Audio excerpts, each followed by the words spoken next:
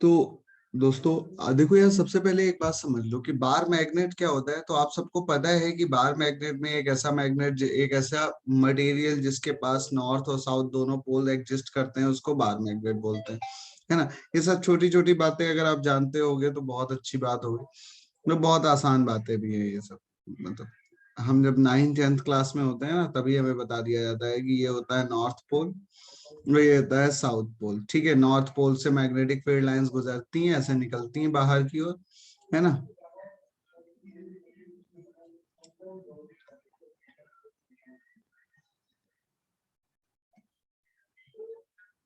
इस तरीके से ऐसे ना। सो साउथ पोल में इंटर करती हैं और नॉर्थ पोल से निकल रही होती हैं, बस ये हमें बताया जाता है। ठीक है, inside the magnetic field lies nice from south to north, है ना। अगर इस बार मैग्नेट में क्या होता है, एक सबसे इंपॉर्टेंट बात समझने वाली क्या है ये समझिए आप। इस बार मैग्नेट में नॉर्थ पोल को हम बोलते हैं पॉजिटिव पोल स्ट्रेंथ, है ना। और साउथ पोल को जनरली बोला जाता है निगेटिव पोल स्ट्रेंथ। तो इस बार मैग्नेट की कोई पर्टिकुलर लेंथ होती है, this is called say 2L। So the magnitude of pole strength and the length, this product is called a magnetic dipole. तो मैग्नेटिक पोल स्ट्रेंथ क्या होता है, सबसे पहले ये समझ लेते हैं। So magnetic pole strength is nothing, it is the measurement of magnetic field by a magnetic pole. ठीक है, it's nothing, it is the measurement of magnetic field by no by magnetic pole, either the north or south pole।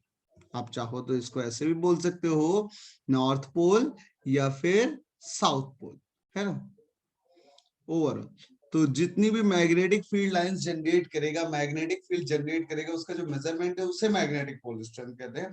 Generally बेटा देखो क्या होता है, इसकी unit पे बहुत ज्यादा क्वेश्चन पूछे जाते हैं। तो इसकी यूनिट होती है एम्पियर इंटू मीटर। याद रखिए, एम्पियर इंटू मीटर, बच्चे भूल जाते हैं इसलिए मैं बता रहा हूँ। ठीक है, एम्पियर इंटू मीटर। दूसरी चीज है दिस पोल स्ट्रेंथ, एक पॉइंट है, this pole strength is directly proportional to the cross section area of the pole strength is directly proportional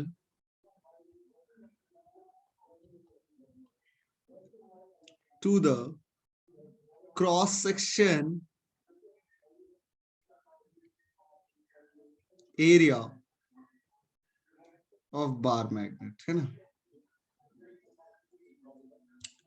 area of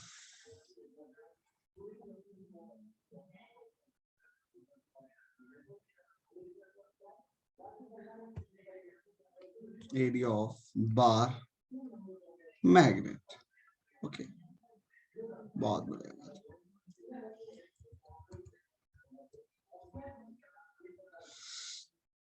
okay भाई, तो एक हमारे गुलाम साहब ने एक मैथ में एक क्या किया, जैसे कि आप सबको पता है ना, दो चार्ज आपस में एक दूसरे को रिपल करते हैं, अगर पॉजिटिव नेचर के हो अट्रैक्ट करेंगे वो भी क्या होगा, अगर एक अपोजिट नेचर के होंगे। सिमिलरली ऐसे यहाँ पर भी कुलॉम्स इनवर्स लॉ है, कुलॉम्स इनवर्स लॉ। इन्होंने बोला कि अगर दो दो क्या होते हैं, पोल स्ट्रेंथ रखे हुए हैं, दो पोल स्ट्रेंथ है, आइदर पॉजिटिव पोल्स और नेगेटिव पोल्स। तो अगर सेम नीचे के पोल स्ट्रेंथ है तो वो आपस में क्या लगाते हैं, रिपल्सिव फोर्स लगाते हैं। और अगर अपोजिट नेचर के फोर्सेस है, अपोजिट नेचर्स के पोल्स है, तो आपस में अट्रैक्टिव फोर्स लगाते हैं।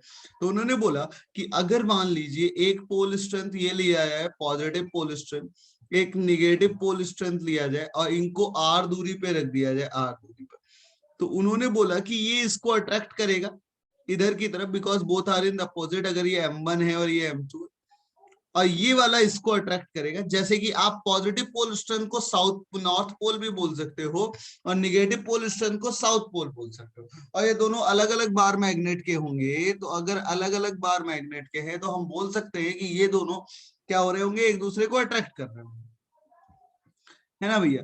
अच्छा, लेकिन इसी तरीके से अगर सेम पोल होंगे, अगर सेम स्ट्रेंथ होगा, जैसे कि अगर सेम टाइप के पोल होंगे, कहने का मतलब ये है कि ये M1 दूसरा M2 but both natures are same, तो अगर ये r दूरी पर रखे हैं तो M1 वाला M2 को रिपल कर रहा हो और ये वाला भी इसको रिपल करेगा। Coulomb's law is based on the मतलब law of action and reaction pair, तो जो जितना फोर्स एक बॉडी पे लगाता है उतना ही सेम फोर्स दूसरी बॉडी उस पे लगाती, तो ओवरऑल ये बात समझ में आ जाती।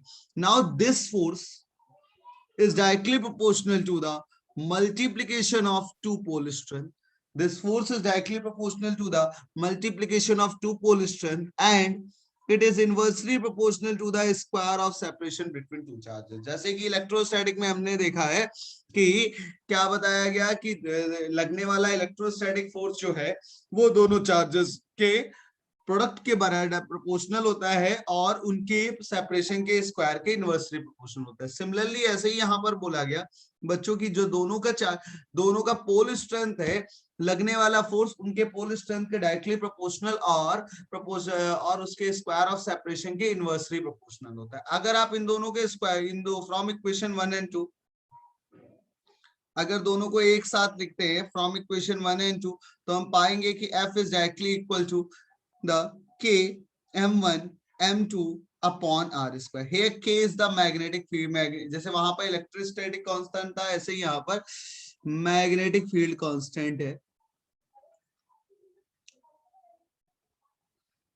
और इसकी वैल्यू होती है K is equal to this is 10 to the power -7 newton metre square upon ampere metre का होल स्क्वायर।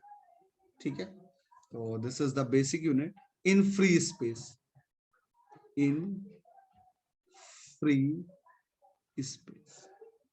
So actual में K क्या होता है ये देख लीजिए। सबसे पहले K कुछ नथिंग है, K is the magnetic field constant and this is depends, ये आइडिया देता है कि कोई भी चार्ज कहां पर रखा है। This is mu naught upon 4 pi and the value of mu naught is 4 pi into 10 to the power -7 and the mu naught is the medium of permeability. ये सब जानते हो आप लोग, medium of permeability तो हम लोग जानते हैं ना यार। अगर चार्जेस फ्री मान लीजिए ये दोनों पोल स्ट्रेंथ अगर फ्री मीडियम में रखे स्पेस में रखे हैं तो फोर्स कितना लगेगा। अगर स्पेस में है इन स्पेस, ठीक है, इन फ्री स्पेस कोई मीडियम नहीं है, अगर कोई मीडियम नहीं है सिर्फ फ्री स्पेस में रखे हैं तो फोर्स लगेगा F बराबर म्यू नॉट अपॉन 4 पाई M1 M2 upon R square. लेकिन इन अ मीडियम, इन मीडियम अगर किसी मीडियम में होंगे बेटा तो इस पे जो फोर्स लगेगा this is mu upon 4 pi M1 M2 upon R square. ये जो म्यू है this is the permeability of a different medium and this mu is the medium of permeability in free space. So यहाँ यही बात समझनी है कि mu कैसे निकालेंगे। So म्यू निकलता है रिलेटिव परमेबिलिटी के कॉन्सेप्ट से। आपको रिलेटिव परमेबिलिटी दी गई होगी, जैसे डाइलेक्ट्रिक कांस्टेंट और रिलेटिव परमेबिलिटी दी जाती थी, ऐसे यहीं पर रिलेटिव परमेबिलिटी दी जाएगी और रिलेटिव परमेबिलिटी बराबर होता है permittivity in a medium divided by permittivity in a free space. तो इसको ऐसे करके भी इस फॉर्म को लिख सकते हैं, F is equal to mu r mu not upon 4 pi into M1 M2 upon R square. So please remember this is the very important topic, है ना। बार मैग्नेट के केस में भाई कई बार मैंने देखा भी है, स्टेट के कई ऐसे कंपटीशन एग्जाम होते हैं जिसमें बच्चों इस टाइप के क्वेश्चंस बहुत ज्यादा पूछे जाते हैं। तो प्लीज इसमें से किसी भी क्वेश्चन में कोई भी प्रॉब्लम नहीं आनी चाहिए आपको, ठीक है। चलिए अब कुछ पॉइंट्स का एनालिसिस करते हैं। सबसे पहला पॉइंट कि every magnetic pole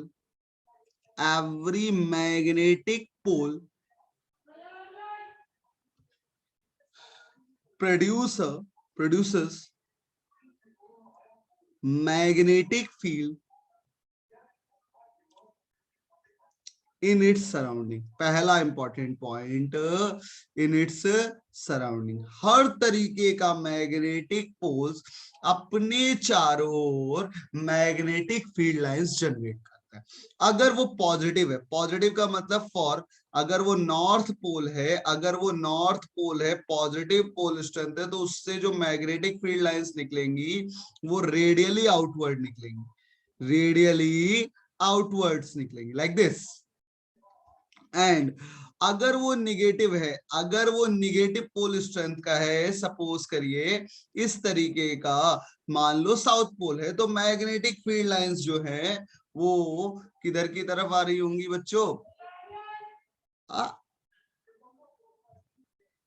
into the पोल आएंगी, इनटू द पोल, ठीक है ना, इनटू द पोल। बहुत बढ़िया, लाजवाब।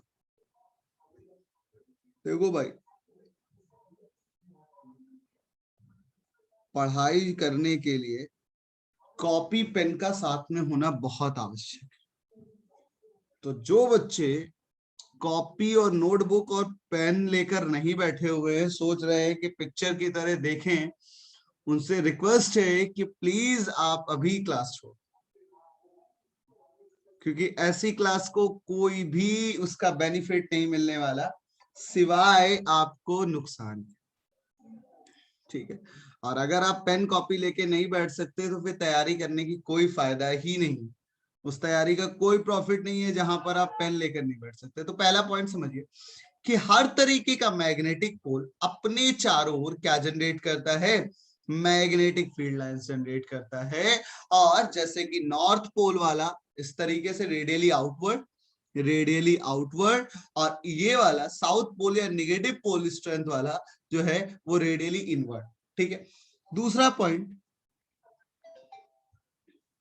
दूसरा पॉइंट के बारे में बात करें तो दूसरा पॉइंट क्या होता है? The in the presence of external magnetic field, external magnetic field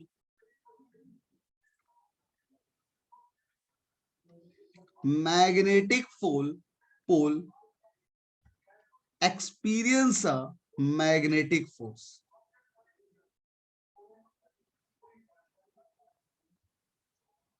magnetic force, सारे इंपॉर्टेंट पॉइंट्स है, ऐसा नहीं है कि कोई ये छोटे मोटे points, these are very very important points और इन्हीं से रिलेटेड क्वेश्चंस बनते हैं।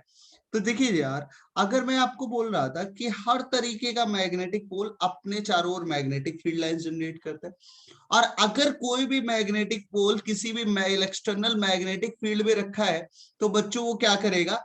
एक फोर्स फील करेगा। तो वो कितना फोर्स फील करता है ये देखने के लिए आप जरा देख सकते हो इस कॉन्सेप्ट को कि यार मान लो आप सभी जानते हो कि ये है मैग्नेटिक फील्ड, अगर यहाँ पर पॉजिटिव पोल स्ट्रेंथ रखी हो, यहाँ पर पॉजिटिव पोल स्ट्रेंथ रखा हो ऐसे, ठीक है, ये आपका पॉजिटिव पोल स्ट्रेंथ है, this is the positive pole strength. तो भैया ये जो है पॉजिटिव पोल स्ट्रेंथ, याद रखना आज के बाद भूलना मत, ये मैग्नेटिक फील्ड की ही डायरेक्शन में फोर्स फील करता है, मैग्नेटिक फील्ड की ही डायरेक्शन में फोर्स फील करता है। और अगर कोई निगेटिव पोल स्ट्रेंथ आपने ले लिया, अगर कोई निगेटिव पोल स्ट्रेंथ ले लिया, जैसे कि मान लो यहाँ कहीं ले लेते हैं, ठीक है ना, so this negative pole strength is experience of force in the opposite direction of the magnetic field.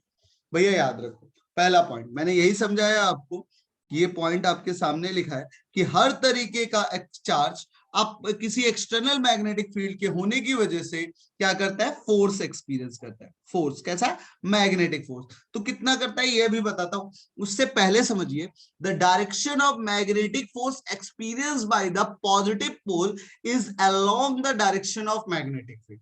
जिस डायरेक्शन में बेटा मैग्नेटिक फील्ड होगी उसी डायरेक्शन में वो positive pole strength force feel करेगा, और जिसकी अपोजिट डायरेक्शन में मैग्नेटिक फील्ड होगी उस अपोजिट डायरेक्शन में, आई मीन सॉरी, अगर ये आप मान चलो कि नेगेटिव पोल स्ट्रेंथ है, अगर नेगेटिव पोल स्ट्रेंथ है तो वो मैग्नेटिक फील्ड के अपोजिट डायरेक्शन में फोर्स फील कर रहा होगा। Okay, thank you so much.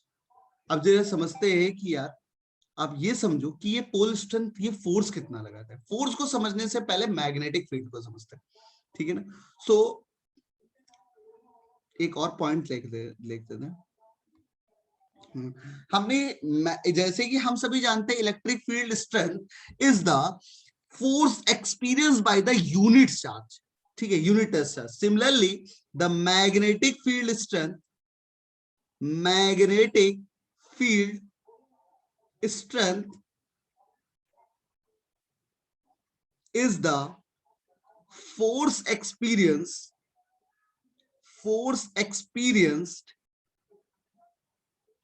by unit test pole।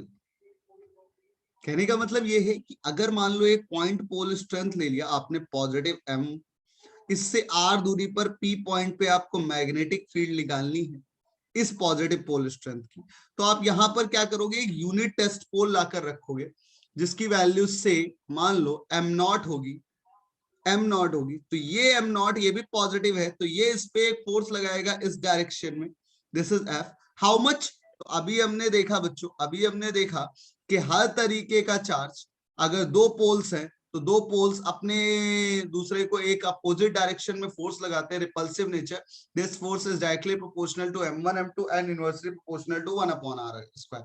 So we can say that कि जो फोर्स लगता है वो कितना लगता है, it's a mu not upon 4 pi into m1 m2 upon r square. Similarly यहाँ पर इन दोनों के बीच में जो फोर्स लगेगा वो कितना लगेगा, तो this is f is equal to m1 m0, sorry it's a mu naught upon 4 pi m naught upon r square। so magnetic field है क्या, it's a force experienced by the unit mass। so magnetic field is nothing, it is force by mass, force by pole strength, unit pole m naught। so यहाँ पर force की value रख देते हैं, तो let us see the magnetic field produced by the point pole strength या single pole strength is mu naught upon 4 pi m upon r square. याद होगा ऐसे ही आपने इलेक्ट्रिक फील्ड निकाला था 1 upon 4 pi epsilon not q over r square.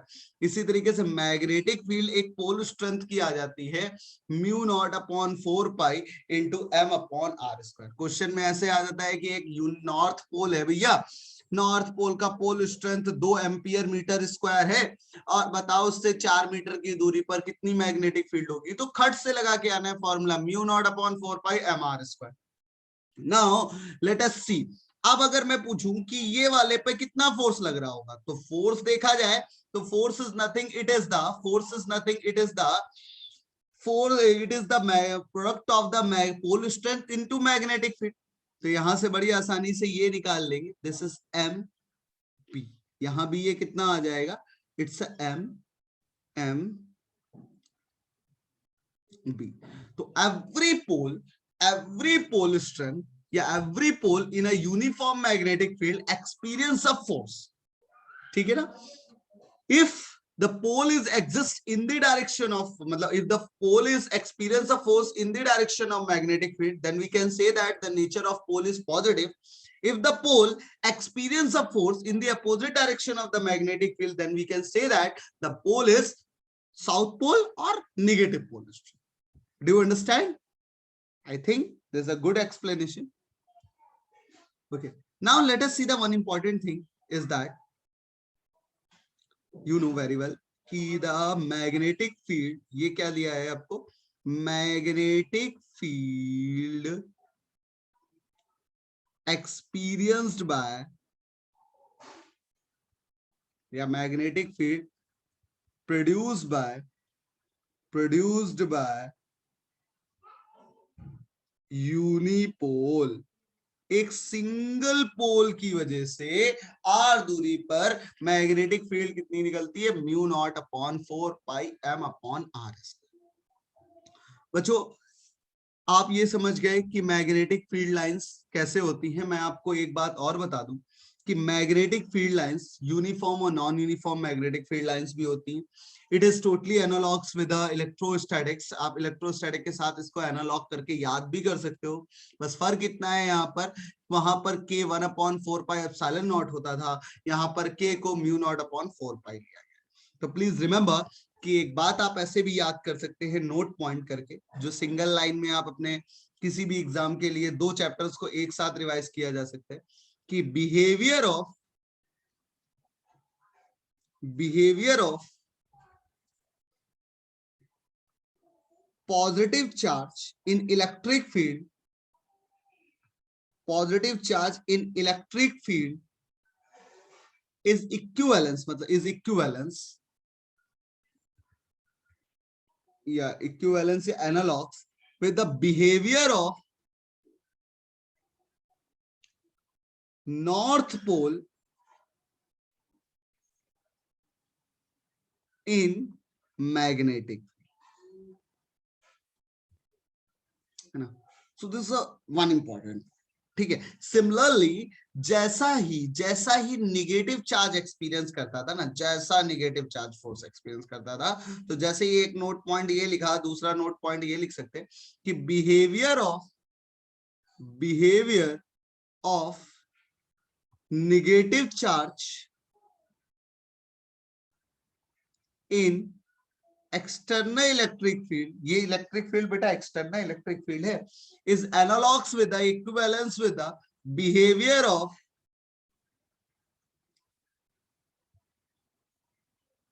South pole in magnetic field. तो such a good example, है ना. आप ऐसे समझ लो कि अगर आपको पता है ना, अगर कोई पॉजिटिव चार्ज किसी इलेक्ट्रिक फील्ड में रखा जाता था तो उसी डायरेक्शन में फोर्स एक्सपीरियंस करता था जिस डायरेक्शन में इलेक्ट्रिक फील्ड होती थी. इसी तरीके से पॉजिटिव पोल स्ट्रेंथ, कहने का मतलब है positive pole strength is the north pole, है ना. और नेगेटिव पोल स्ट्रेंथ मतलब साउथ पोल. तो अगर नॉर्थ पोल किसी मैग्नेटिक फील्ड में रखा गया है तो वो मैग्नेटिक फील्ड की डायरेक्शन में एक्सपीरियंस करेगा फोर्स, और अगर साउथ पोल रखा गया है तो साउथ पोल भी मैग्नेटिक फील्ड की अपोजिट डायरेक्शन में एक्सपीरियंस करेगा.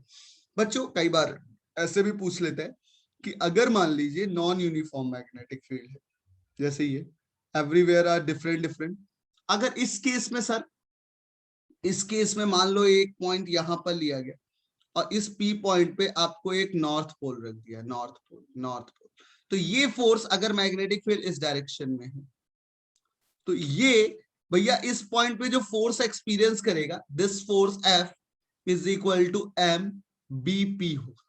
और अगर यहां कहीं मान लो तुमने साउथ पोल रख दिया, यहां कहीं साउथ पोल रख दिया, और यहां कहीं तुमने साउथ पोल रख दिया, और तो ये साउथ पोल मैग्नेटिक फील्ड की अपोजिट डायरेक्शन में एक्सपीरियंस करेगा. अगर ये पॉइंट Q है तो हम बोलेंगे इस पे जो फोर्स एक्सपीरियंस हो रहा है F, वो हो जाएगा M B Q. So there are different, जैसे इस केस में हर जगह फोर्स एक जैसा लग रहा था, सिर्फ नेचर बदल रहा था, लेकिन यहां पर फोर्स का मैग्नीट्यूड भी बदल जाएगा क्योंकि मैग्नेटिक फील्ड हर एक पॉइंट पे अलग अलग. तो याद रखिए यूनिफॉर्म और नॉन यूनिफॉर्म में यही फर्क होता है, ठीक है. ओके बच्चों, चमका. कुछ तो लोग कहेंगे, लोगों का काम है कहना. थैंक यू सो मच, आपके ऐसे छोटे छोटे रिप्लाई से मजा आ जाता है. ठीक है, चलिए आगे देखते हैं. हमने आपको बोला जैसे आपने इलेक्ट्रिक डाइपोल पढ़ा है ना, ऐसे मैग्नेटिक डाइपोल भी पढ़ेंगे. मैग्नेटिक डाइपोल, है ना. तो मैग्नेटिक डाइपोल एक्चुअल में बार मैग्नेट कई बार का एग्जांपल दे रहा है. वो किसका एग्जांपल दे रहा है? बार मैग्नेट का. तो आपको पता है यार, एक बार मैग्नेट में नॉर्थ पोल और साउथ पोल दोनों होते हैं. आप खुद सोचो किसी स्टेट लेवल के एग्जाम को अगर देने जा रहे हो तो ये टॉपिक कितना इंपॉर्टेंट होना चाहिए, क्योंकि this is a easy topic. तो बहुत इंपॉर्टेंट है. इस पे फॉर्मूले हैं, जो बच्चे फॉर्मूले याद रख सकते हैं ना, मैं कह रहा हूं वो तो कुछ भी कर सकते. और सही बताओ, फिजिक्स में स्कोर करना किसी भी एग्जाम के लिए बहुत आसान है यदि आपको फॉर्मूले बहुत अच्छे से याद. आपको पता है कि एक नॉर्थ पोल होता है, एक साउथ पोल होता है. कुछ टर्मिनोलॉजी का यूज कर रहा हूं मैं, पहले आपको समझा दूं. The distance between north pole and south pole is called, the distance between north pole and south pole is called magnetic length. इसको बोलते हैं मैग्नेटिक लेंथ, है ना. And the length of the bar magnet is called the geographic length. तो these are the terminology, इनसे परेशान नहीं होना है, ये सब ऐसे ही बस डिटेल्ड एनालिसिस के लिए आपको दिया जाता है।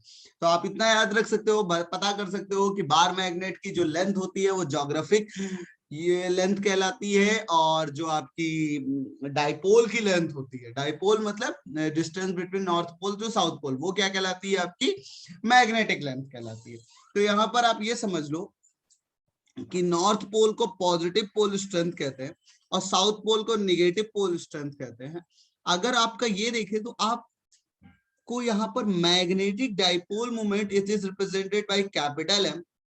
हम लोगों ने कल की क्लास में देखा भी था, लास्ट क्लास में, कि मैग्नेटिक डाइपोल मोमेंट हमने रिंग का निकाला था, डिस्क का निकाला था, बार और वायर रॉड का निकाला था, इन सब का निकाला था। तो वही मैग्नेटिक डाइपोल मोमेंट है जो basically magnetic field line generate करेगा। So this is the product of pole into the length between two poles, ठीक है ना। तो किसी पे दोनों का मैग्नीट्यूड सेम होना चाहिए और दोनों एक किसी फाइनाइट दूरी पे रखे होंगे तो वो आपका पोल कहलाएगा, मैग्नेटिक डाइपोल कहलाएगा। और उसका डाइपोल मोमेंट जो होगा, this is called a magnetic dipole moment. It is the product of pole strength into the distance between two poles, magnetic dipole moment, है ना। अच्छा, दिस एक और पॉइंट सुनिए, it is a vector quantity, it is vector quantity,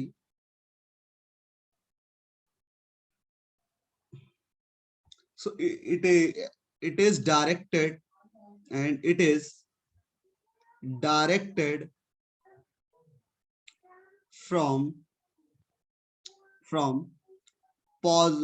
south to north pole, है ना।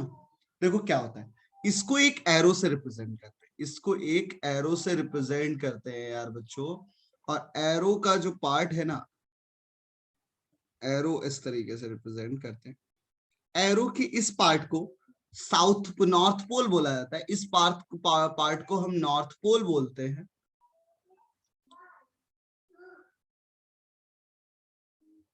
है ना, इस पार्ट को नॉर्थ पोल बोलते हैं, मतलब पॉजिटिव पोल स्ट्रेंथ रिप्रेजेंट करता है। और इस पार्ट को आप साउथ पोल बोलते हो, this is negative pole strength. So every magnetic dipole have the vector sign and this direction is from south pole to north pole, okay। सो यार अब यार कुछ कुछ याद आ रहा होगा कि ऐसा कुछ कुछ पढ़ा था हम लोगों ने इलेक्ट्रिक डाइपोल में, इलेक्ट्रिक डाइपोल मोमेंट ऐसे बताया गया होगा, P बराबर Q इंटू 2L होता था, वेक्टर ऐसे रिप्रेजेंट करते थे, ये पॉजिटिव चार्ज होता था, ये निगेटिव चार्ज होता था, है ना। ऐसी बड़ी सारी चीजें पढ़ी थी हम लोगों ने, तो वही सारी चीजें यहाँ देखेंगे एक बार। अगर आप लोगों को याद है तो बहुत अच्छी बात है, नहीं याद है तो ये समझ लो आपके 2 चैप्टर्स एक साथ रिवाइज हो रहे हैं, ठीक है ना। एक चैप्टर का एक छोटा सा part magnetic dipole moment is equivalence with the electric dipole moment. तो जैसे ही हम बस मैग्नेटिक फील्ड की जगह electric field, so this is very beneficial for electric field also, ठीक है। सो प्लीज इसलिए बहुत केयरफुली रहो और कंसंट्रेशन और थोड़ा सा इंटरेक्शन बना के रखो, क्योंकि अगर समझ में आएगा तभी मजा आएगा, ये बात फैक्ट है ना। समझ आएगा तो मजा आएगा, है ना।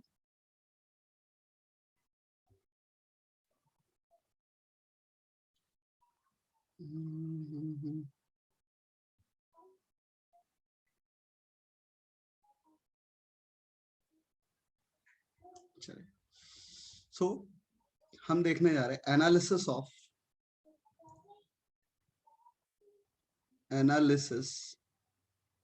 Of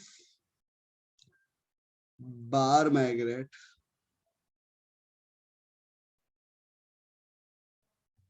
in uniform magnet.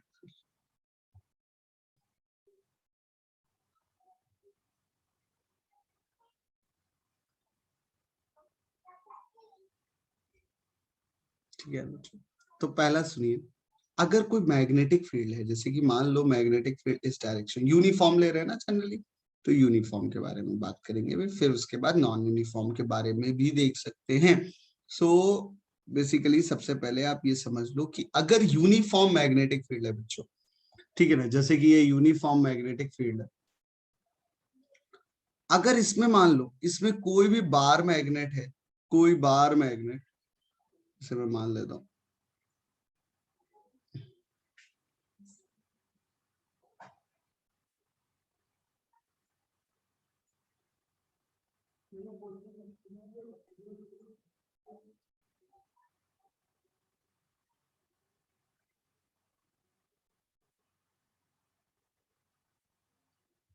है ना, जैसे मान लो बच्चों ये एक बार मैग्नेट है, इसका ये वाला पॉइंट जो है, ये वाला पॉइंट जनरली साउथ पोल है, नॉर्थ पोल, और ये वाला south pole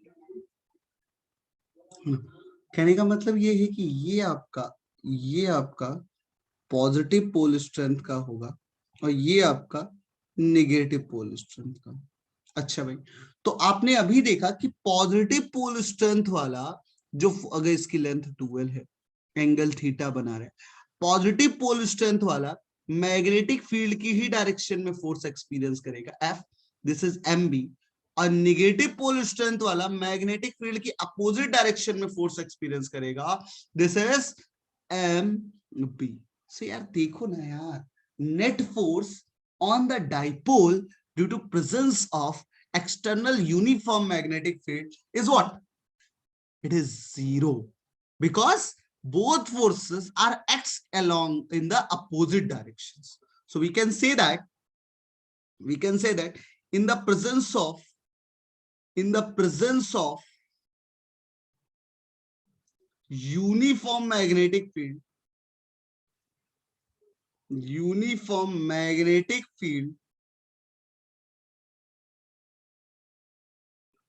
net force experienced by bar magnet या by magnetic dipole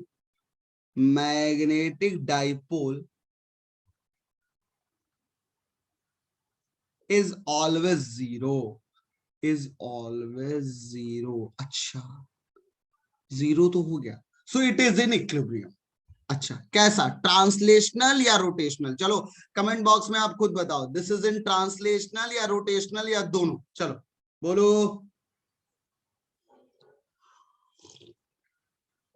translational, rotational या फिर दोनों एग्जिस्ट करेंगे? चलिए बताइए यार बच्चों। देखो, why it will cause a couple, यही तो पूछ रहा हूँ। net torque is not equal to zero. I know very well कि net torque is not equal to zero, but why these forces is responsible to generate the torque?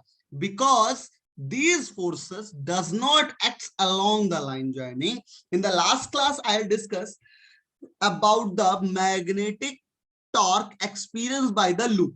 तो हमने वहां पर भी देखा था यार कि जो फोर्सेस थे वो अपोजिट डायरेक्शंस में लग रहे थे, नेट फोर्स सिस्टम का जीरो था, वो लूप भी ट्रांसलेशनल इक्विलिब्रियम में था, तो उसको, लेकिन वो रोटेशनल इक्विलिब्रियम में नहीं था, because this forces does not act along the line joining.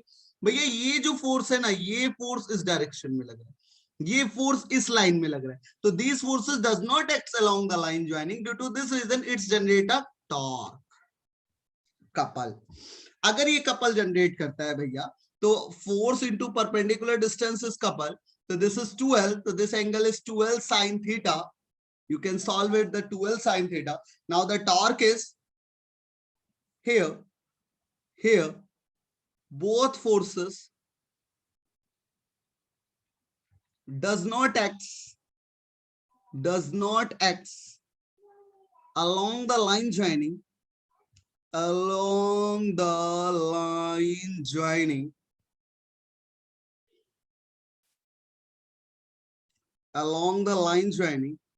if both forces does not act along the line joining, due to this reason the dipole experience a couple. Due to this reason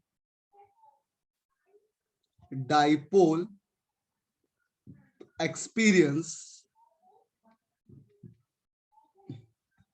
couple, how much amount of the couple, so torque, basically बात कर रहे हैं torque की, किसकी बात कर रहे हैं, टॉर्क की। सो लेट अस सी कितना टॉर्क होगा भैया, टॉर्क होगा tau is equal to force into इस perpendicular distance. So now this is force is mb into distance is 12 sin theta, okay, 12 sin theta। यहां पर लिख सकते हैं again m into 12 we know very well, m into 12 is magnetic moment। अच्छा, कुछ books में magnetic moment को mu से भी रिप्रेजेंट करते हैं, तो प्लीज रिमेंबर अगर म्यू भी लिखा हो ना ऐसा म्यू, तो भी आप समझ लेना वो मैग्नेटिक डाइपोल मोमेंट ही है। सो यहाँ पर magnetic dipole moment m b sin theta. अच्छा, अभी हमने पाया कि magnetic dipole moment is a vector quantity, magnetic field is a vector quantity. So in a vector form, in vector form the torque is m cross b, बिल्कुल similar with the loop, जैसे कि हमने loop में देखा था, जैसे कि हम लोगों ने लूप में देखा था वैसे ही हम यहां पा रहे हैं। अच्छा भाई, अब जरा ध्यान से सुनिए, आपको इक्विलिब्रियम के बारे में अच्छे से पता है। अगर कोई सिस्टम इक्विलिब्रियम में है तो उसके पास ट्रांसलेशनल और रोटेशनल दोनों इक्विलिब्रियम होना चाहिए। ट्रांसलेशनल इक्विलिब्रियम के लिए क्या करते हैं हम, ट्रांसलेशनल इक्विलिब्रियम के लिए नेट फोर्स सिस्टम का 0 होना चाहिए और रोटेशनल इक्विलिब्रियम के लिए नेट टॉर्क 0 होना चाहिए। तो एक बात समझिएगा जरा, यहां पर फिर से मैं समझा रहा हूं आपको कि इक्विलिब्रियम में ट्रांसलेशनल एक्स्ट्रा फोर्स भी 0 होना चाहिए। इक्विलिब्रियम का केस अगर ले रहे हैं तो इक्विलिब्रियम का मीनिंग ये होता है कि नेट फोर्स सिस्टम पे 0 एंड नेट टॉर्क भी 0 होना चाहिए। सो दो तरीके के इक्विलिब्रियम एग्जिस्ट करता है, एक होता है आपका stable equilibrium, stable equilibrium, and second one is unstable. बच्चा कई बार ऐसे क्वेश्चंस देखने को मिलते हैं, डायरेक्ट सीधे एक लाइन में पूछता है कि भैया अगर बार मैग्नेट को मैग्नेटिक फील्ड के किस डायरेक्शन में अलाइन किया जाए जिससे कि हमें अनस्टेबल इक्विलिब्रियम मिले, या फिर बार मैग्नेट को किस डायरेक्शन में अलाइन किया जाए मैग्नेटिक फील्ड में जिससे कि अनस्टेबल इक्विलिब्रियम मिले। If you know then you got the score, if you don't know then you lose the score. So please let us see, this is very careful for you. Suppose अगर बच्चा uniform magnetic field इस direction, जरा ध्यान से समझिए। मैंने आपको बोला था ना, मैंने आपको समझाया था स्टेबल इक्विलिब्रियम वो इक्विलिब्रियम होता है जिसको उसकी मीन पोजीशन से हटाने पर वो वापस अपनी मीन पोजीशन को ऑब्टेन कर ले, वो स्टेबल इक्विलिब्रियम कहलाता है। दूसरा एक पॉइंट और बढ़ाया था कि ऐसा पॉइंट जिसकी पोटेंशियल एनर्जी क्या हो, मिनिमम हो, इंटरेक्शन एनर्जी मिनिमम हो, वो भी क्या कहलाता है आपका, डाइपोल कहलाता है, सॉरी स्टेबल इक्विलिब्रियम कहलाता है। जिस भी पॉइंट पे आपकी पोटेंशियल एनर्जी मिनिमम होती है वो स्टेबल इक्विलिब्रियम कहलाता है। तो this is a uniform magnetic field both case, ठीक है, both case this is a uniform magnetic field, यहां पर भी यूनिफॉर्म मैग्नेटिक फील्ड है। आप मान लो बच्चों कि आप ये समझ लो कि एक बार मैग्नेट ये है, दिस अ बार मैग्नेट, और एक बार मैग्नेट ये है। जनरली यहां पर समझ में आ गया होगा कि अगर इस डायरेक्शन मैग्नेटिक फील्ड की डायरेक्शन में होगा तो हमारे पास क्या होगा, स्टेबल इक्विलिब्रियम मिलेगा, और मैग्नेटिक फील्ड की अपोजिट डायरेक्शन में होगा तो अनस्टेबल इक्विलिब्रियम में। कैसे मिलेगा बस ये देख लो, कैसे मिलेगा ये देख लो, और कुछ नहीं करना। आपको पता है ये पॉजिटिव पोल स्ट्रेंथ है, ये पॉजिटिव पोल स्ट्रेंथ है, ये नेगेटिव पोल स्ट्रेंथ है। सिमिलरली यहां पर ये पॉजिटिव पोल स्ट्रेंथ है, this is the positive pole strength, और ये आपका नेगेटिव पोल स्ट्रेंथ है ना बच्चों। सो हम सभी जानते हैं कि पॉजिटिव पोल स्ट्रेंथ वाला जो फोर्स एक्सपीरियंस करता है वो इस डायरेक्शन में एक्सपीरियंस करता है, मैग्नेटिक फील्ड की डायरेक्शन में। नेगेटिव पोल वाला मैग्नेटिक फील्ड की अपोजिट डायरेक्शन में फोर्स एक्सपीरियंस करता है। सिमिलरली इस केस में ये वाला इधर की तरफ फोर्स एक्सपीरियंस करेगा F, और ये वाला भैया इधर की तरफ फोर्स एक्सपीरियंस करेगा। Okay, this is a simple case. Okay, now in both cases the both forces are x along the line joining in the opposite direction. So here the net force on the dipole is 0 and net torque is also 0.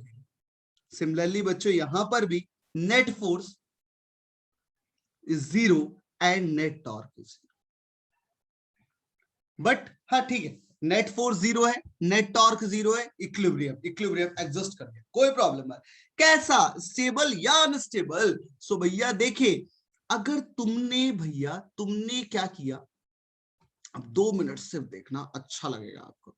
अगर तुमने इसको इसकी अपनी direction से slightly displace करके छोड़ा, अगर तुमने स्लाइटली डिस्प्लेस करके छोड़ दिया तो देखो क्या होगा. जैसे ही तुम इसको स्लाइटली डिस्प्लेस करके छोड़ोगे ना, ये जैसे मान लो थीटा एंगल, इसको भी इसकी अपनी इक्विलिब्रियम पोजीशन से स्लाइटली डिस्प्लेस कर देता है दोनों केस में.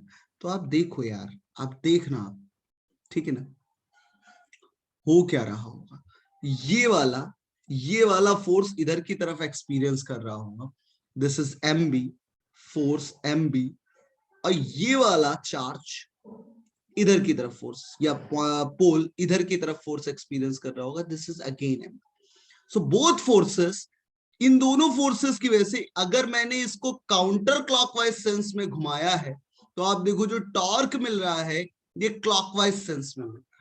अगर मैंने इसको काउंटर क्लॉकवाइज सेंस में घुमाया है तो टॉर्क जो है वो क्लॉकवाइज सेंस में मिल रहा है, जिसकी वजह से जैसे ही मैं इसको इसके एंगल से घुमा के वापस छोड़ूंगा, it's regain its original position. So भैया हम यही तो जानते हैं, ऐसा इक्विलिब्रियम जो हमेशा अपने इक्विलिब्रियम को बनाए रखे, मतलब उसको उसके इक्विलिब्रियम से हटाने पर वो वापस अपने इक्विलिब्रियम पोजीशन को ऑब्टेन कर ले, such type of equilibrium is called a stable equilibrium. इसके लिए देख लेते हैं, इसके लिए अगर भैया इस केस में देखा जाए तो फोर्स इधर की तरफ लगेगा MB, हाँ बहुत अच्छी बात. इस केस में फोर्स लगेगा इधर की तरफ MB. भैया इसको डिस्प्लेस भी इधर की तरफ किया, डिस्प्लेस भी काउंटर, आप देखो क्लॉकवाइज सेंस में किया हुआ है मैंने, टॉर्क भी क्लॉकवाइज सेंस में लग रहा है, टॉर्क भी क्लॉकवाइज सेंस में लग रहा है, और डिस्प्लेस भी क्लॉकवाइज सेंस में किया गया. मतलब कोई भी टॉर्क ऐसा नहीं है जो इसको वापस इसकी ओरिजिनल पोजीशन को ऑब्टेन करे. सो यार ऐसा इक्विलिब्रियम टिकेगा ही नहीं. This equilibrium is called a unstable equilibrium. So please remember, if the angle between bar magnet and magnetic field is 0 degree, if the angle between bar magnet and magnetic field is 0 degree, then the magnetic dipole moment is in stable equilibrium. And if the angle between pi or 180 degree, if the angle between dipole moment, dipole या bar magnet and magnetic field is 180 degree, then this is an unstable equilibrium. Now यार important point समझ लो, एक आपके वैसे तो beyond syllabus पे है, आप पे इतना ज्यादा कुछ मतलब बहुत ज्यादा इसको एनालॉग करके सिखाया जाता है, फिर भी मैं बता रहा हूँ पोटेंशियल एनर्जी ऑफ अ बार में dipole moment, magnetic dipole moment. तो हमने जैसे देखा ना, हमने लूप के केस में देखा था ना, लूप के केस में क्या देखा था, इट्स MB cos थीटा. तो यहां पर भी बस माइनस MB cos थीटा. तो आप देखिए इस केस में जैसे ही थीटा डालेंगे तो यू मिनिमम आ जाएगा, दिस इज माइनस MB, और जैसे ही आप यहां डालोगे तो यू मैक्सिमम आ जाएगा, दिस इज पॉजिटिव MB. सो ये तो हम पहले से ही जानते हैं ना, ऐसा पॉइंट जहां पर पोटेंशियल एनर्जी मिनिमम होती है उसको हम बोलते हैं माइनस मैग्नेटिक फील्ड, मतलब minus MB is the minimum potential energy. और जिस पॉइंट पे पोटेंशियल एनर्जी मिनिमम होती है वहां स्टेबल इक्विलिब्रियम मिलता है, और जिस भी पॉइंट पे पोटेंशियल एनर्जी मैक्सिमम होती है वहां अनस्टेबल इक्विलिब्रियम मिलता है. So I hope my dear students आप लोगों को समझ में आई होगी ये बात. बोलो, जवाब दे सकते हो अगर देना चाहो तो. अब देखो यार हम लोग क्या करते हैं, हम लोग जनरली क्या करते हैं, हमें पता होता है कि मैग्नेटिक, आपको याद दिलाता हूँ कुछ चीजें, याद दिला देता हूँ. अगर आपको याद होगा तो बहुत अच्छी बात है, और नहीं याद होगा तो थोड़ा सा कठिनाई होगी आपको.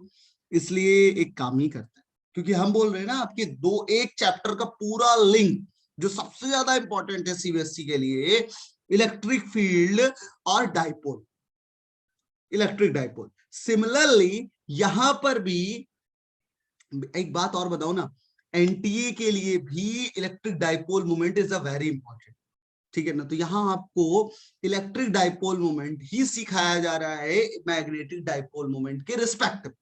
तो बस जहां जहां प्लस एम ले रहे हैं वहां प्लस क्यू ले सकते हो आप, जहां माइनस एम ले रहे हैं वहां माइनस क्यू लेकर आप क्वेश्चन सॉल्व कर सकते हो। तो आपने देखा कि इलेक्ट्रिक डाइपोल, अगर मैग्नेटिक डाइपोल किसी यूनिफॉर्म मैग्नेटिक फील्ड में रखा होगा तो फोर्स जीरो देगा। तो खुद ही सोच के बताओ कि इलेक्ट्रिक डाइपोल अगर किसी यूनिफॉर्म मैग्नेटिक फील्ड में रखा होता तो कितना फोर्स लगाता। अगर इलेक्ट्रिक डाइपोल किसी यूनिफॉर्म इलेक्ट्रिक फील्ड में रखा होता तो कितना फोर्स लगाता, ऑब्वियस जीरो, है ना। तो इस बात को समझना पड़ेगा कि इलेक्ट्रिक डाइपोल के साथ एनालॉग कर सकते हैं। तो यहां जो मैं और चीजें सिखाने जा रहा हूं उनको देखते हैं जरा। मैग्नेटिक फील्ड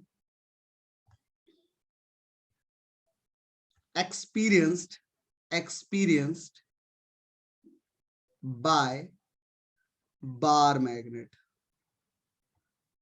या मैग्नेटिक फील्ड प्रोड्यूस बाय, ऐसे एक्सपीरियंस नहीं प्रोड्यूस करते हैं, magnetic field produced bye bar magnet. Actually bar magnet को क्यों बोला है, क्योंकि बार magnet is the example of magnetic dipole, है ना। सो फर्स्ट पॉइंट है, हम फर्स्ट केस ले रहे हैं एट इट्स एक्सियल पॉइंट, है ना यार बच्चों। एक्सियल का मतलब ये हुआ कि अगर तुमने क्या किया, एक बार मैग्नेट लिया, जैसे ये बार मैग्नेट मान, है ना, एक बार बहुत छोटा ले रहे हैं, आपको बस बड़ा बना के दिखा रहे हैं, बहुत छोटा लेंथ है, जनरली ऐसा मान के चल रहे हैं। तो हम दोनों ही केस कर लेंगे, जब बड़ा भी होगा तब भी और जब छोटा होगा तब, ठीक है।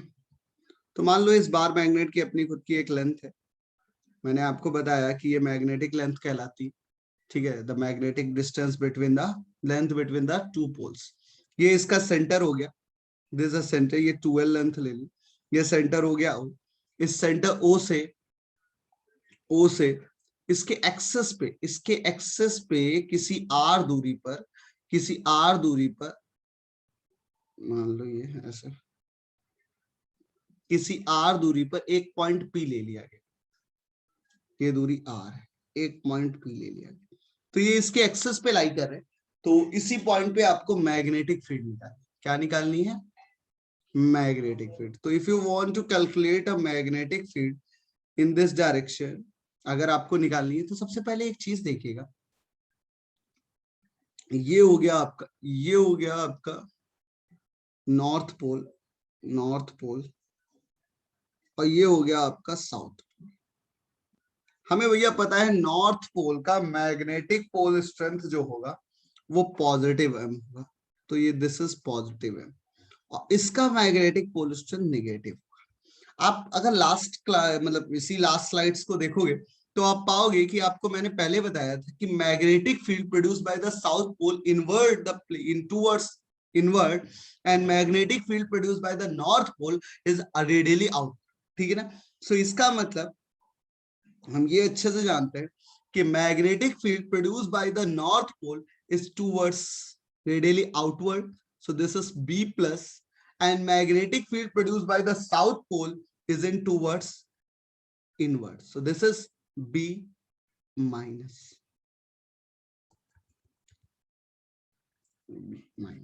So overall this distance from P point is R minus L, and this distance from P point is R plus L. Now as we know कि यार किसी यूनिपोल की वजह से जो मैग्नेटिक फील्ड जनरेट होती है वो कितनी होती है, mu not upon 4 pi m by R square. तो यहाँ पर हम बड़ी आसानी से लिख सकते हैं बच्चों कि magnetic field by B plus by north pole is equal to mu not m upon 4, या ऐसे करके आप लिख लो अच्छा लगेगा, this is mu not upon 4 pi m upon R minus L का whole square, and magnetic field due to south pole is equal to mu naught upon 4 pi m upon R plus L का whole square. Now my dear students, the net magnetic field at this point P the net magnetic field at this point D. So we know very well ये distance कम है तो B plus ज्यादा होगा, और ये distance ज्यादा है तो बी प्लस कम होगा, because it is inversely proportional to the square of distance. So net magnetic field at point B जो आती है P, वो B net is equal to, this is B plus minus का B minus. So now put the value of B plus and B minus and you got the answer. So mu naught upon 4 pi m common कर सकते हैं. This is 1 upon R minus L का whole square and minus 1 upon R plus L का whole square. Now my dear students, R plus L का whole square, R minus L का whole square का हम क्या कर सकते हैं, एलसीएम लेंगे। तो जैसे ही एलसीएम लेंगे सो बी नेट बराबर आ जाएगा mu not M upon 4 pi square root of R square plus L square plus 2RL minus R square minus L square minus 2RL। I am sorry, there is a, एक बार फिर से लिख लेते हैं, due to the some invisibility, mu not upon 4 pi 1R square plus L square plus 2RL minus R square minus L square minus 2RL divided by a minus B का whole square और a plus B का whole square is a square minus B square का whole square. ये सब बहुत maths के student हो आप लोग, 2 सेकंड में समझ जाते हो। आप देखो आर स्क्वायर से R square cancel, L square से एल स्क्वायर कैंसिल, भैया यहाँ पर मैग्नेटिक फील्ड आ गई बी नेट बराबर, एक देखो एक मिस्टेक हो गई, यहाँ पर एम नहीं लिखा है, यहाँ एम नहीं लिखा है, तुम लोग बोलते नहीं हो इसीलिए तो मिस्टेक हो रही है। So mu not M upon 4 pi into 2R into 2L divided by R square minus L square का whole square. So m into 2L is called a magnetic dipole moment. M into 2L is called magnetic dipole moments. So m into 2L को हम लिख सकते हैं, यहाँ से B net बराबर आ जाएगा is 2 mu naught upon 4 pi m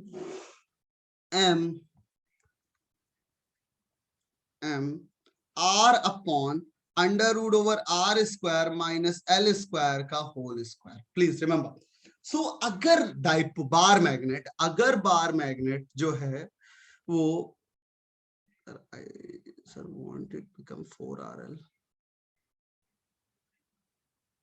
हाँ तो लिख सकते हैं 4RL भी लिख सकते हैं। द प्रॉब्लम इज दैट क्योंकि हम जानते हैं m into 2L magnetic moment होता है, इसलिए मैंने इजीएस्ट करने के लिए ऐसे लिखा है।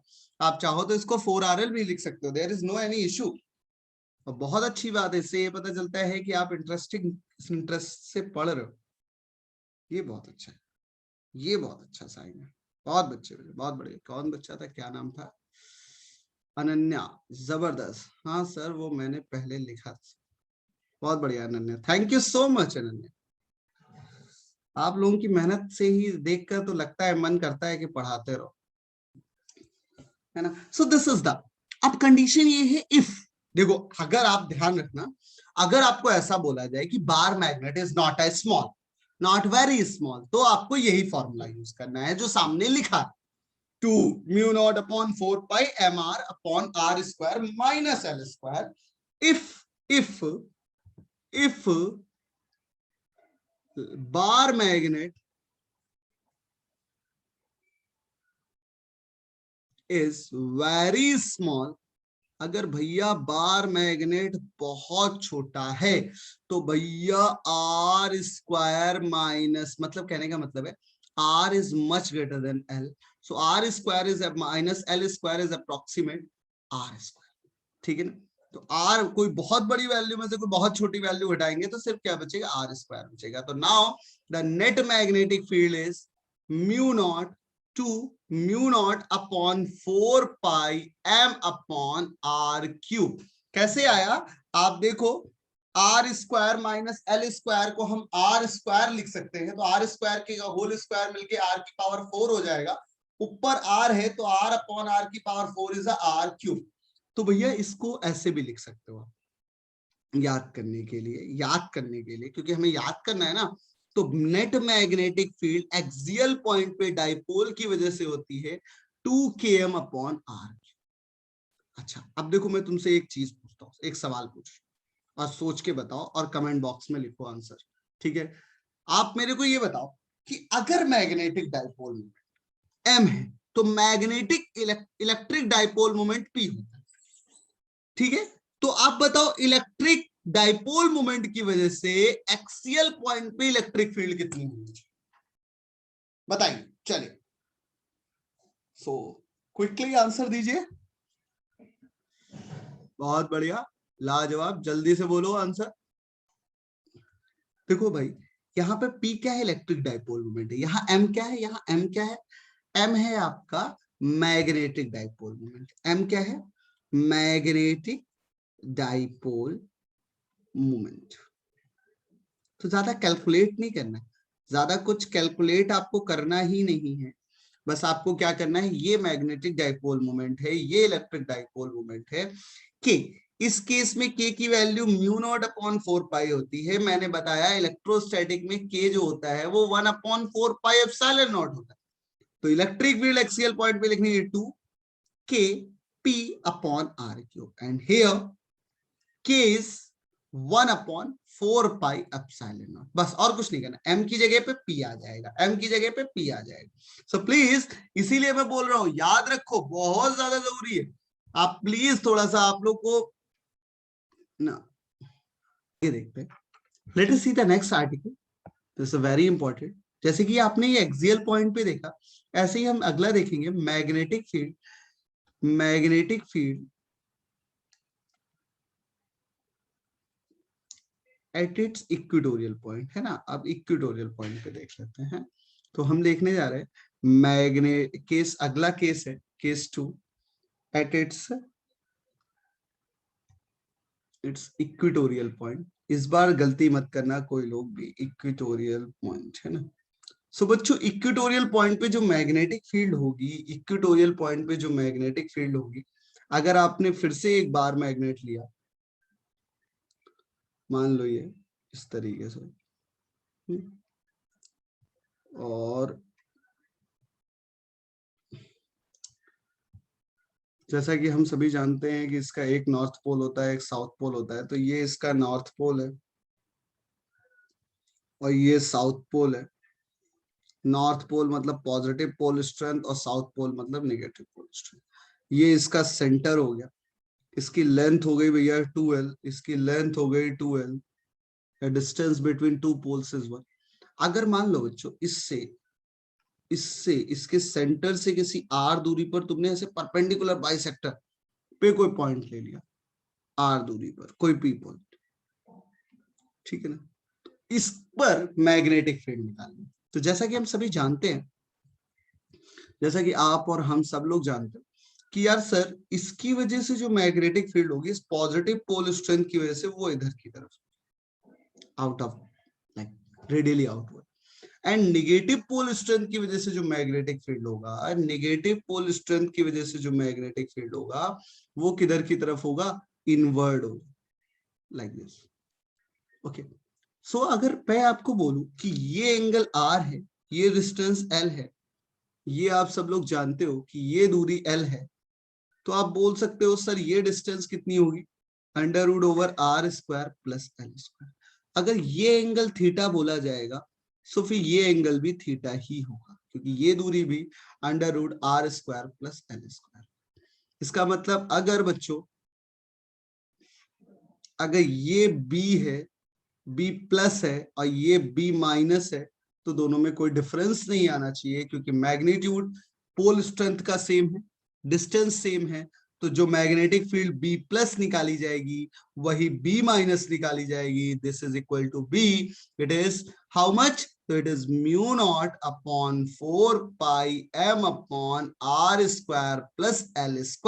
क्योंकि स्क्वायर रूट का होल स्क्वायर करेंगे तो सिर्फ यही बचेगा। Okay, this distance is really clear. Now this angle is theta. अगर इसको आप आगे बढ़ाते हो तो ये एंगल थीटा है, तो ये एंगल भी थीटा ही होगा। सो B प्लस का एक कंपोनेंट इधर होगा, B cos थीटा। मैं इन सबको B बोल रहा हूँ। So this is B cos theta और एक कंपोनेंट इधर आ जाएगा, this is B sine theta. Similarly इस बी माइनस का इधर की तरफ कंपोनेंट होगा, बी माइनस का इधर की तरफ कंपोनेंट हो जाएगा, this is B cos theta, और इधर की तरफ हो जाएगा प्लस का B sine theta. So now students, my dear student, आप देखो तो B cos theta component vertically upward and vertically downward लग रहा है due to the reason of positive pole strength and negative pole strength. So magnetic field at a equatorial point is at b side towards the b sin theta components, है ना। तो अगर मान लो, एक simple सी बात समझाता हूं, अगर ये एक बार मैग्नेट है जिसका ये पॉजिटिव पोल स्ट्रेंथ है, ये निगेटिव पोल स्ट्रेंथ है, अगर इससे एक्सियल पॉइंट पे कोई पी पॉइंट आप लेते हो तो इसकी वजह से जो magnetic field, net magnetic field होगी ना, नेट मैग्नेटिक फील्ड होगी, वो ऑलवेज किधर की तरफ होगी, वो ऑलवेज इधर की तरफ। This is net magnetic field. बच्चा ये याद रखना, बहुत इंपॉर्टेंट, वेरी इंपॉर्टेंट, ठीक है ना पॉइंट्स, कि the magnetic field exist by the bar magnet towards the opposite direction of the towards the alignment of the bar magnet, towards opposite alignment of the bar magnet, ठीक है ना। सो net magnetic field निकालेंगे, so B net is equal to, हम लिख सकते हैं this is B sine theta plus B sine theta is equal to 2b sine theta.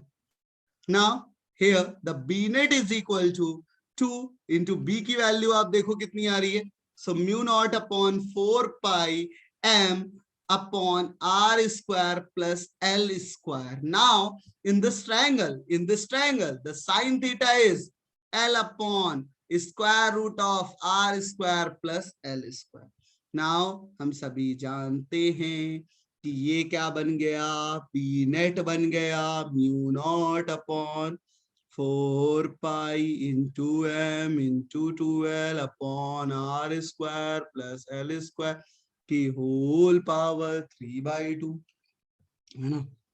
कुछ लोग सोच रहे, मैं भी सोच रहा हूँ एक नया बिजनेस चालू करने को, रैपिंग करने, फिजिक्स को रैपिंग की लैंग्वेज में समझो, जैसे कि तुम लोग उसको सुनते हो ना, हाँ बिल्कुल सही आंसर दिया है, बहुत बढ़िया, लाजवाब। जैसे तुम लोग उसको सुनते हो, उसका कौन है, बादशाह वगैरह आजकल जो रैपिंग करते हैं, ऐसे मैं भी सोच रहा हूँ कि फिजिक्स के लिए रैप बनाऊं और उस रैप में बढ़िया तरीके से तुम लोगों को सिखाऊं, ट्राई करूंगा मैं, कुछ दिनों में हो ही जाएगा।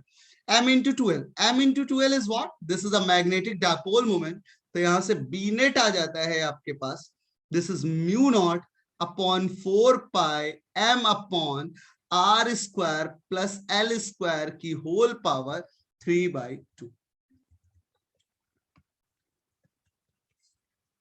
b net is equal to mu naught upon 4 pi बार, क्योंकि इसका मैग्नेटिक डाइपोल मोमेंट जो आएगा m बराबर वो small m into 2l, so this is capital M upon r square plus l square की whole power 3/2।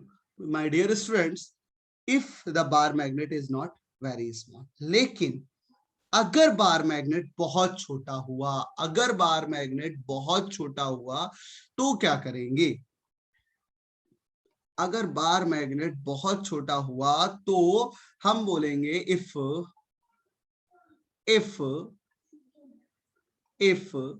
r is much greater than l, या बार, the size of bar magnet is very small, so r square plus xl square is approximation of r square, तो यहां से b net जो आ जाएगा वो आ जाएगा mu not 4 pi into m upon capital M upon r। My dear students, this यहाँ पर mu naught upon 4 पाई को हम क्या लिख सकते हैं, म्यू नॉट अपॉन 4 पाई को लिख सकते हैं k के बराबर, तो भैया नेट मैग्नेटिक फील्ड आ जाती है, it's a k m upon r cube. अरे यार तुम लोग कितने इंटेलिजेंट हो गए, एक बच्चे ने देखो कमेंट बॉक्स में लिखा भी था, कौन था, चेतन, जिसने बोला कि sir km upon r cube होगा। अरे देखो भाई निकाल के मैंने दिखा दिया, आप बताओ। अच्छा चलिए ठीक है, बहुत अच्छी बात है, यहाँ के क्या है ये सब तो तुम लोग जानते हो। एक सिंपल सी, मेरे को लगता है कि 30 स्टूडेंट्स है, 30 में से कम 25 आंसर्स देंगे कि अगर ये इलेक्ट्रिक डाइपोल ले लिया जाए और ये पॉइंट पी ले लिया जाए और इससे आर दूरी पर ये पॉइंट पी है, इसका डाइपोल मोमेंट पी है, तो भैया बताओ इसकी मैग्नेटिक फील्ड कितनी होगी? चलो बोलो। बहुत बढ़िया, लाजवाब, शानदार, बहुत अच्छे। और जल्दी जल्दी करो भाई, बहुत बढ़िया। और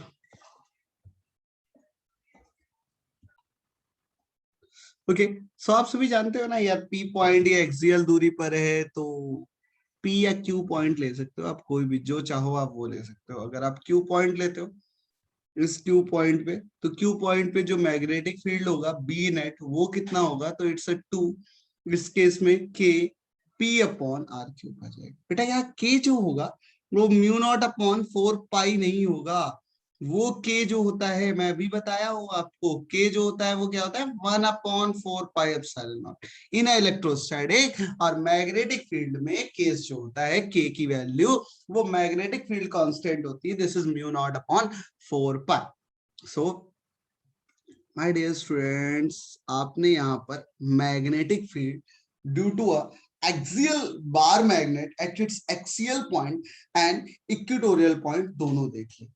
अब केस थर्ड जो जनरली पूछा जाता है, जनरली बनता है, वो देखिए क्या है। जनरली ऐसा पूछा जाता है और इस बार मैं चाह रहा हूं कि हर एक बच्चा बहुत ध्यान से पढ़े, वेरी इंपॉर्टेंट केस के हिसाब से, है ना। हम कंपटीशन की प्रिपरेशन कर रहे हैं ना, तो बहुत important. At its general point, सुनो भैया, जनरल पॉइंट पे क्या हो? कोई भी general point in its surrounding, in its surrounding अगर कोई भी पॉइंट ले लिया जाए, देखना आज मैं आपको एक अच्छा आर्टिकल सिखाने जा रहा हूं। कोई भी पॉइंट ले लिया जाए, जैसे कि आपने मान लो ये आपकी एक्स एक्सेस हो, वाई एक्सेस होगी, ये आपकी एक्स एक्सेस हो गई। अगर मैं बोलूं बच्चा ये एक्स एक्सेस है, ये वाई एक्सेस है, एक आपका बार मैग्नेट है, एक बार मैग्नेट या डाइपोल मोमेंट है, मैग्नेटिक डाइपोल मोमेंट, ये ऐसे एक्स एक्सेस में अलाइन है, एक्स एक्सेस में अलाइन है। इससे इससे आर दूरी पर, इससे आर दूरी पर, इसके सेंटर से आर दूरी पर एक पॉइंट पी ले लिया तुमने, ठीक है यार। अब तुमने जैसे ये पॉइंट पी लिया,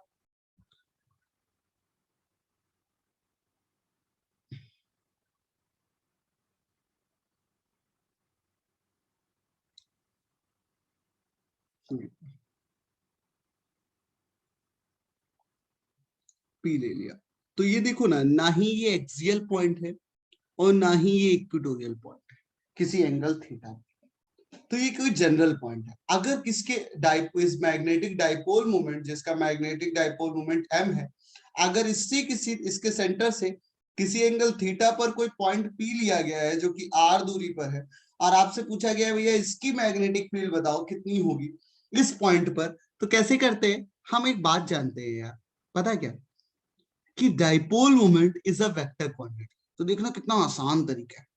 इसका एक कंपोनेंट कर सकते हैं इस डायरेक्शन में, इसका आप जैसे ही कंपोनेंट करोगे ना यार इस डायरेक्शन में, इस डायरेक्शन में, इस m का इस डायरेक्शन में एक कंपोनेंट करेंगे सबसे पहले, और एक हो जाएगा आपका m का इस डायरेक्शन में कंपोनेंट, ठीक है ना। तो जो इस डायरेक्शन में आप कंपोनेंट करोगे, these vectors not to scale, please remember, so ये m का इधर की तरफ जो कंपोनेंट होगा वो आ जाएगा m cos थीटा, और इधर की तरफ ये जो कंपोनेंट करेंगे तो आ जाएगा m sin theta.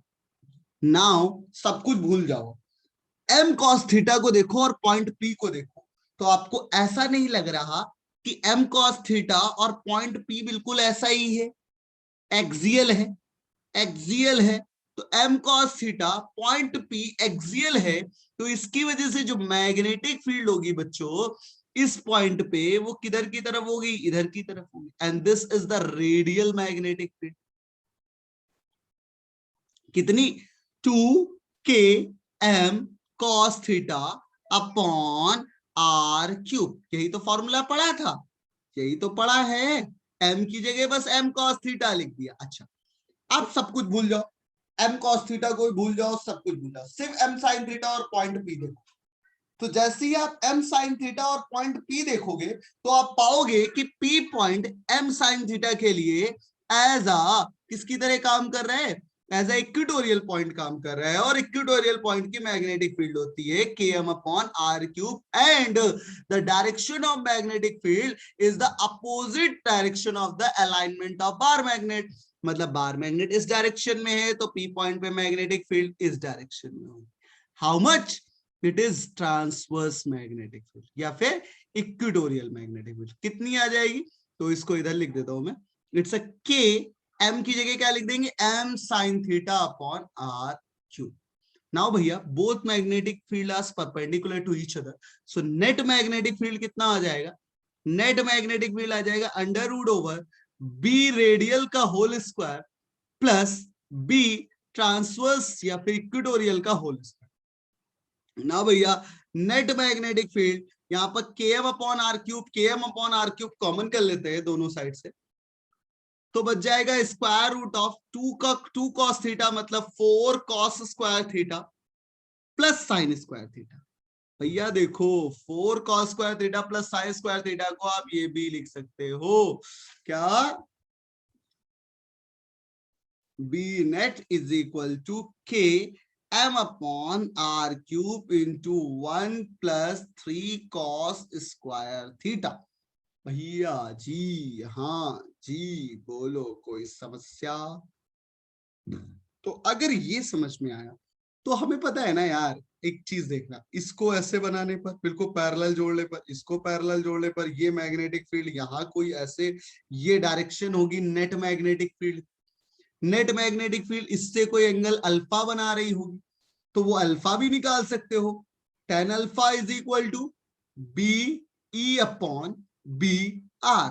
So tan alpha is equal to B की वैल्यू रखो 2m cos theta upon R cube, इसकी वैल्यू रखो के सॉरी बी की km अपॉन km sin theta upon R cube, इसकी रखे 2km sin theta upon R cube, दोनों को डिवाइड करो तो km upon R cube, km upon R cube cancel, sin theta upon cos theta by 2 is equal to tan theta by 2। तो भैया जी, हाँ जी, समझ में आया जी कि अगर किसी भी पॉइंट पे आप मैग्नेटिक फील्ड निकाल रहे हो तो मैग्नेटिक फील्ड जो निकलेगी वो कितनी निकलेगी, km r cube into a square root of 1 plus 3 cos square theta, and this tan alpha is equal to half of tan theta, and tan theta is the angle, half of the angle made by the radius या position vector from the dipole. Please remember, it is the half times 1/2 times a tangent of the angle made by the position vector from the dipole. This is the resultant angle made by the magnetic field. Okay, so thank you so much.